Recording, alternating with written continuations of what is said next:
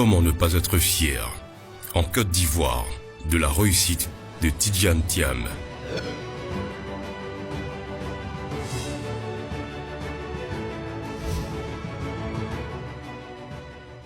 Tidjane Thiam est assurément l'un des plus grandes intelligences de la planète.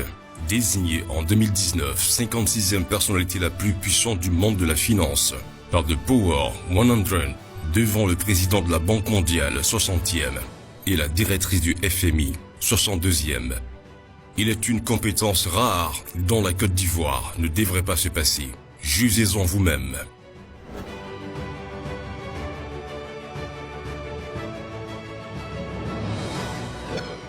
Enfance, parcours scolaire et premier pas dans le monde du travail.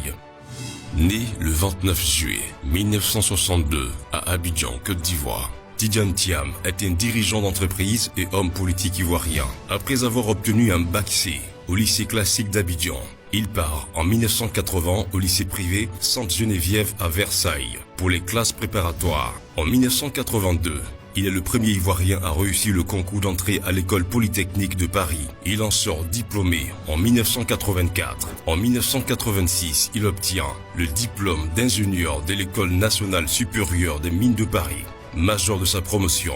Cette même année, il reçoit une bourse pour intégrer le programme MBA de l'INSEAD, puis rejoint le McKinsey Fellow Programme à Paris. Il obtiendra le MBA en 1988. De 1986 à 1994, il a été consultant chez McKinsey, Paris, Londres et New York.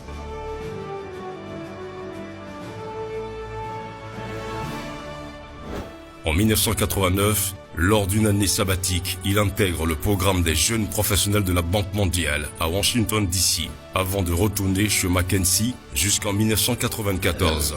Ministre sous Henri Konan Bédié, 1994-2000. En décembre 1993, au décès de Félix Houphouët-Boigny, Henri Konan Bédié lui succède et en avril 1994, propose au jeune Tidjane, 31 ans, le poste de directeur général de la direction et de contrôle des grands travaux, DCGTX, devenu le Bureau national d'études techniques et de développement, BNET, en 1996. À ce poste, il doit gérer les lourdes conséquences de la dévaluation du franc CFA au début de l'année 1994, puis assurer des négociations avec le FMI et la Banque mondiale, alors que la situation financière du pays était très dégradée. En août 1998, en plus de ses fonctions au BNET, dont il devient président du conseil d'administration, il est intégré au gouvernement comme ministre du Plan et du Développement. Il met en œuvre plusieurs projets, notamment la centrale électrique d'Azito 17, la rénovation de l'aéroport d'Abidjan et la construction du pont à péage Rivera-Marcory, dont le financement est finalisé quelques jours avant le coup d'État de 1999. Entre 1994 et 1999, Tidjane Thiam participe au programme de privatisation réclamé par le FMI, avec la privatisation des réseaux téléphoniques, des services, de la production d'électricité, de l'aéroport, du réseau ferroviaire et de nombreuses sociétés du secteur agricole. En 1998, il sera désigné parmi les 100 jeunes décideurs du monde de demain, Young Global, Leader of Tomorrow du Forum économique mondial de Davos. Et en 1999, élu membre de Dream Cabinet par ce même forum. En décembre 1999, pendant que Tidjane Thiam est en déplacement aux États-Unis, Henri Konan Bédié et son gouvernement sont renversés par un coup d'État militaire.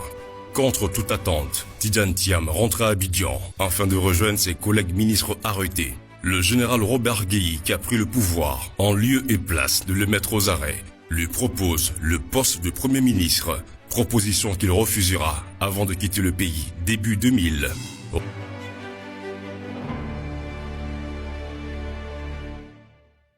Retour au secteur privé 2009-2020.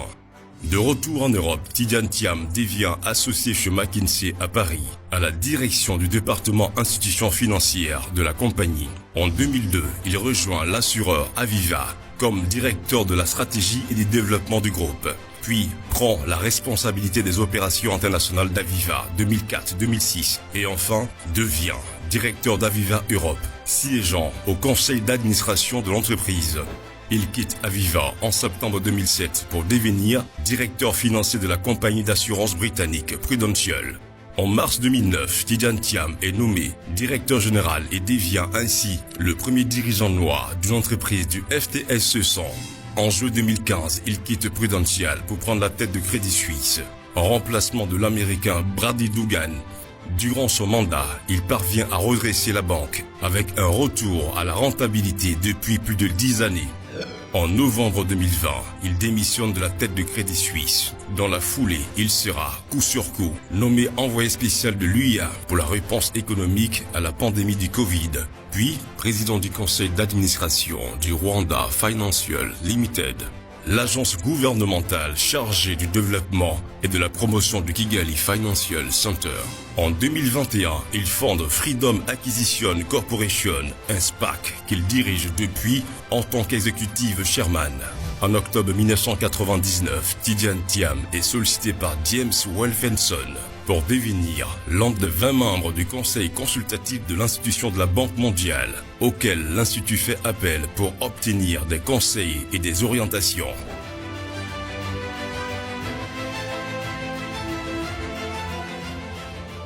Il a été membre de l'Africa Progress Panel, autorité indépendante sur l'Afrique présidée par Kofi Annan, et lancée en avril 2007 pour veiller à la mise en œuvre des engagements de la communauté internationale à l'égard de l'Afrique. Il a été également sponsor Opportunity International et membre du Council of the Overseas Development Institute de Londres. En janvier 2011, sous proposition des présidents Barack Obama et Nicolas Sarkozy, il est nommé président du groupe d'experts de haut niveau sur les investissements dans les infrastructures du G20, créé lors du sommet du G20 de Séoul en 2010. Ce groupe d'experts regroupe plusieurs cadres dirigeants des principaux établissements financiers et agences de développement qui sont chargés de produire des propositions concrètes visant à encourager l'investissement du secteur privé dans les projets d'infrastructures dans les économies émergentes.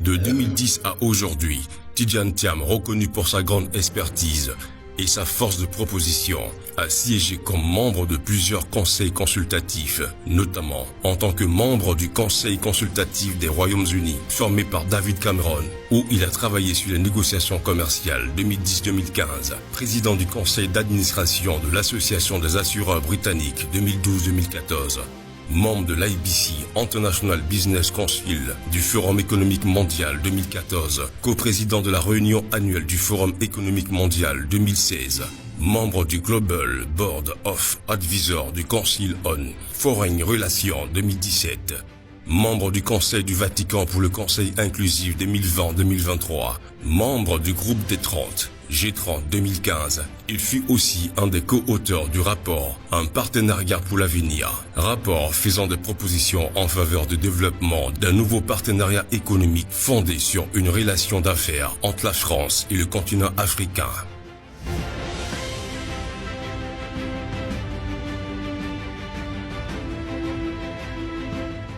Autre activité. Il est et a été membre de plusieurs conseils d'administration de multinationales, conseil d'administration de Kering depuis juin 2020, membre du conseil d'administration 2014-2019 et du comité d'audit 2018-2019 de la 21 ST Century Fox, membre de la commission des finances du CIO, comité international olympique 2020, membre du conseil de surveillance de Publicis 2022.